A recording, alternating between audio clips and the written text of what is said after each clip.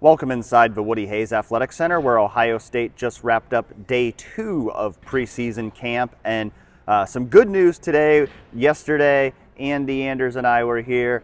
With a little bit of a dampened mood because Eddrick Houston had left practice early with an injury. But today, he was back out on the field, not practicing, but wearing a knee brace, moving a little bit gingerly, but good news is he was out there, he's walking around, certainly seems like he's avoided any serious injury. So I think there's certainly plenty of optimism that he will be able to get back on the field in time for the start of the season. And that's a very important thing because we've talked about it all offseason. This defensive tackle position, Chase, is probably the one where Ohio State has the biggest depth question marks right now. Yeah, I was going through the list of Ohio State players that you just can't lose. Right. Of course, you have Jeremiah Smith, you have Caleb Downs, you have Sonny Styles, those kinds of guys. But when you look at the defensive tackle depth, to lose either Eddrick Houston or Caden McDonald would feel a little bit catastrophic in some ways for the state of the defense and for the state of the team. So to see that Eddrick Houston was able to come back out today and was able to at least be moving around in some capacity shows encouragement that he should be back on the practice field this preseason, and that he should be able to recover from whatever he's suffered or whatever he's sustained.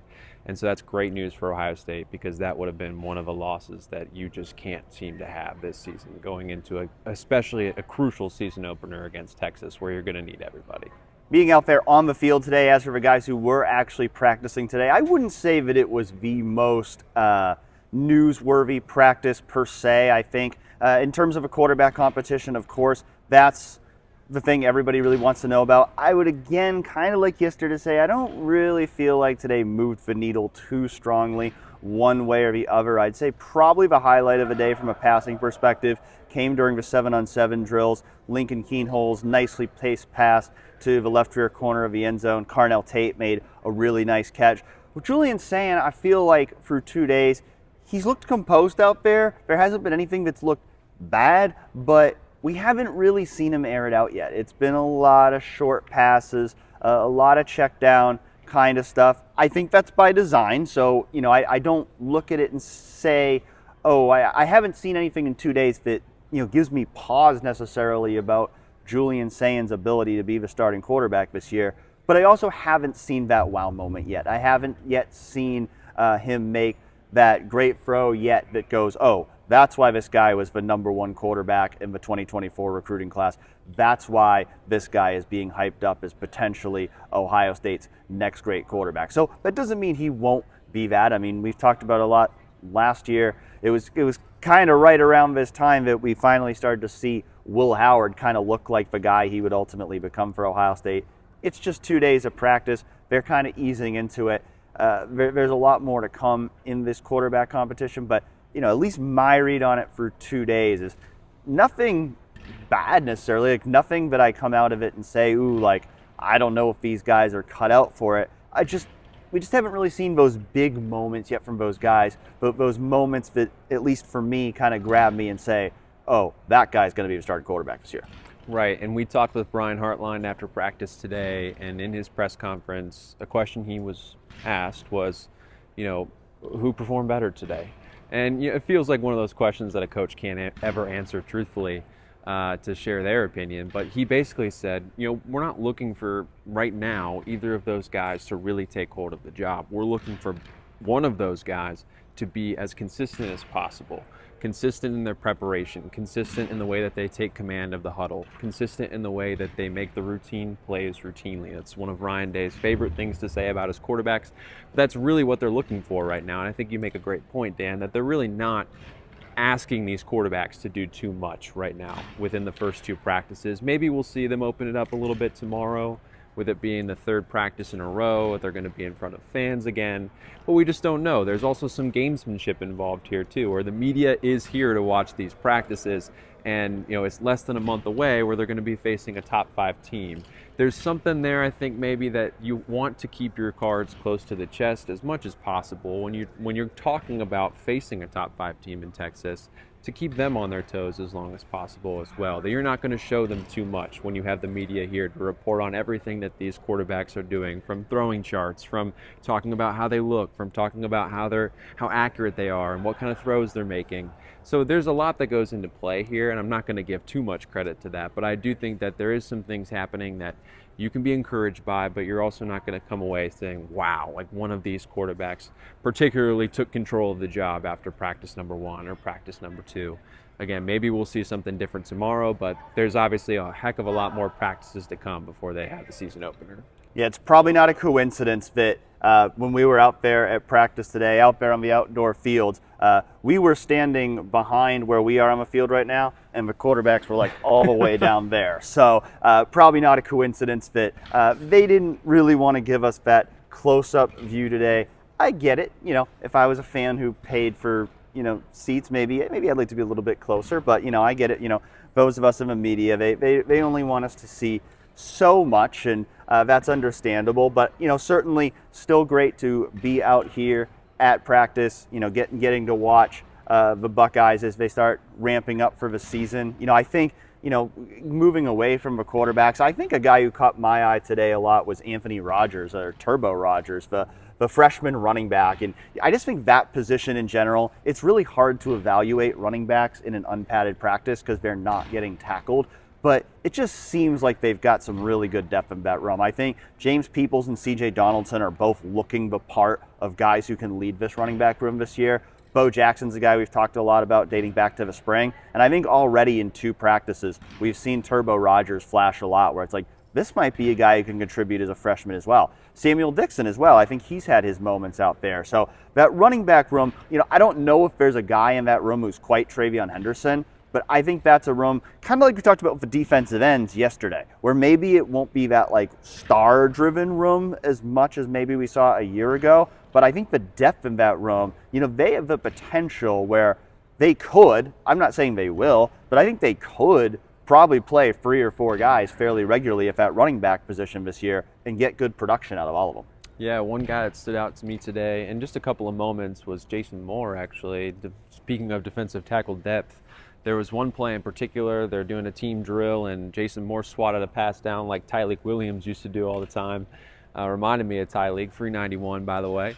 But he swats it down, whole team gets excited and rallies behind him. So that was a big moment when you're talking about guys that are trying to carve their role within the defense. Another guy that stood out to me, just like you said, was Anthony Rogers.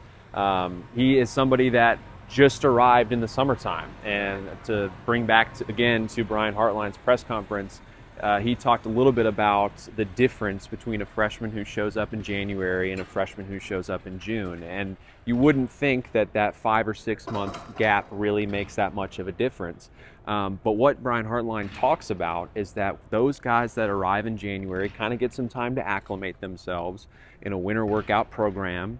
This year in particular was interesting because a lot of those freshmen got to go on those bowl trips. They went to the Rose Bowl, they went to the Cotton Bowl, they went to the national championship game. They were around the team. Anthony Rogers wasn't somebody that got that benefit by showing up in June.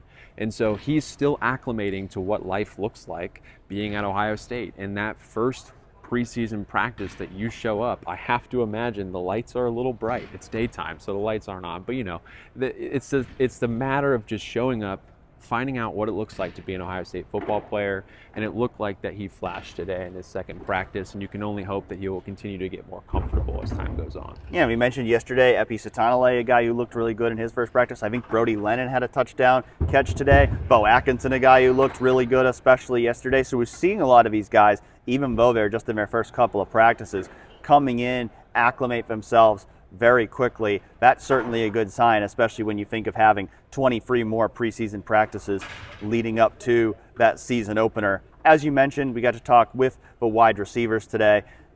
I mean, it's hard not to be excited about the potential of that room. I think, Carnell Tate was one of the best players out there on the field today. Brandon Innes had a nice moment where he caught a short pass, turned it into a long gain. He's a guy who really has a potential to be a breakout player in that room. And then, Jeremiah Smith, my gosh, you just look at the guy.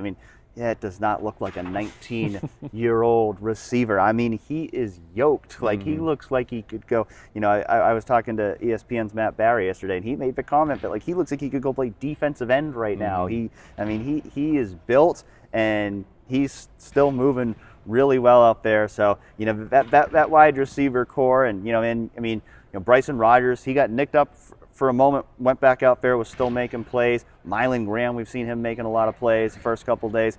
Receiver core, I mean, not breaking news here, but I think it's going to be one heck of a receiving core once again. Yeah, it is just so impressive, the depth that room has. And in particular today, I noticed that this room has guys that fill their roles particularly well. You talk about a guy like Jeremiah Smith who just can pretty much do it all. But in terms of leadership, I was struck by how Brian Hartline talked about Carnell Tate's leadership this offseason. Brandon Inniss, though he didn't have maybe the reps that Carnell and Jeremiah had last season, he was somebody who was foundational to the team in the competitive spirit that he brings and the leadership that he brings on the sidelines. I mean, we've heard Ryan Day talk about him and just the ways that Ryan Day just gushes over Brandon Inniss and the fiery passion that he brings each and every practice, each and every opportunity he steps between the white lines. I think that you know the physical talent is there, but you can also see that this team relies on that position room to be the energy, to drive forward this team.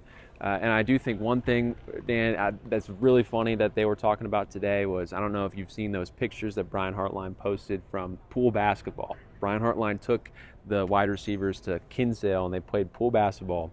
And it was just hearing the way that everyone talked about it, whether it was Hartline, whether it was Jeremiah Smith, whether it was Carnell Tate. These guys are so competitive. It doesn't matter if it's football. It doesn't matter if it's pool basketball.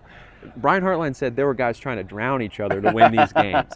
So you know that this team is competitive, this team is fiery, and it all starts with that wide receiver room. Man, I missed that. I'm gonna have to go find those clips. That sounds like it was quite entertaining, and we'll have more entertainment to come tomorrow. As Chase mentioned, we will be back here for one more practice that will be open to fans on Saturday mornings. Matt Patricia was saying they're going to be in pads tomorrow. I don't know if they usually are in pads for third day, but that's what he was saying. So we'll take his word for it. We'll see if that actually happens. Either way, Ohio State will be practicing back here at the Woody Hayes Athletic Center Saturday morning. We'll be back here. For now, he's Chase Brown. I'm Dan Hope. This has been Press Coverage. Thanks for joining in.